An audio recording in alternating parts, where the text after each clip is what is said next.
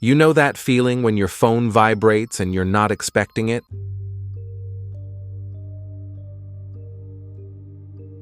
Not a notification, not a message, just that low, dull buzz against the mattress. I felt it at 2:43 a.m. One missed call, one voicemail, from my own number. I need to tell you something up front, because otherwise this won't make sense.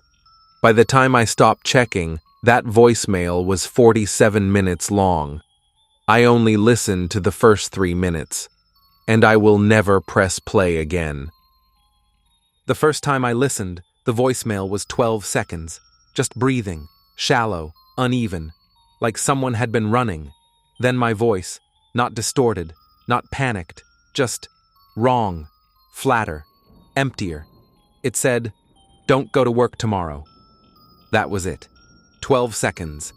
I deleted it, told myself it was a glitch, a spoofed number, some delayed call bouncing through the network. I tried to sleep. I didn't. At 4:15 a.m., my phone buzzed again. Another voicemail, same number. This one was 90 seconds long. I didn't want to listen. But you know how it is. When something feels wrong, you don't stop thinking about it until you make it worse. So, I pressed play. The breathing was still there, but now the voice was talking. "Don't go to work tomorrow. Don't take the highway. Don't stop for coffee at the place with the blue sign."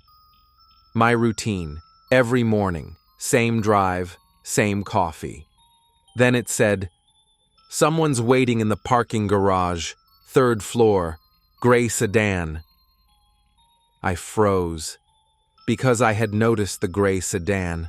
For weeks, always parked near the elevator, always gone when I left. I'd never mentioned it to anyone. The voicemail ended, 90 seconds exactly. I sat there, phone in my hand, trying to rationalize it. A prank, a coincidence, an elaborate guess. Then I looked at the timestamp. The voicemail had been left at 2:43 a.m. It was now 4:16 a.m., but the duration had changed. The voicemail now read 4 minutes, 12 seconds. I didn't touch anything. I just watched. The numbers kept changing. 4 minutes, 18 seconds. 4 minutes, 41 seconds. 5 minutes, 12 seconds. It was growing. Like something was still speaking. Like the voicemail hadn't finished yet. My hands were shaking. I should have turned the phone off, thrown it across the room. Instead, I pressed play. The voice was clearer now. Still mine, but older, tired, desperate. "I know you're listening," it said. "I know because I remember listening." A pause. "It doesn't matter. You're going to go to work anyway. You're going to think you're being brave, rational, that this is all in your head." The breathing returned. "You're going to take the highway. You're going to stop for coffee. You'll tell yourself the gray sedan is a coincidence.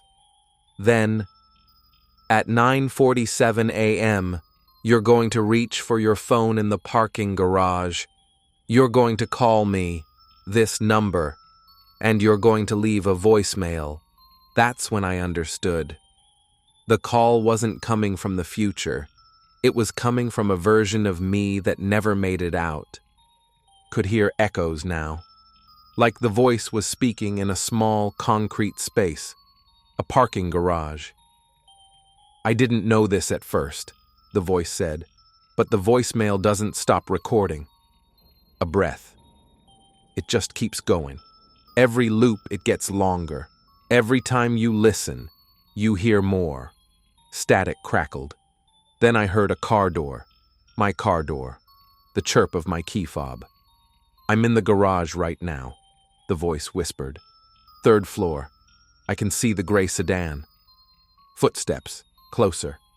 "The door is opening. Someone's getting out. They're walking toward..." A scream. My scream.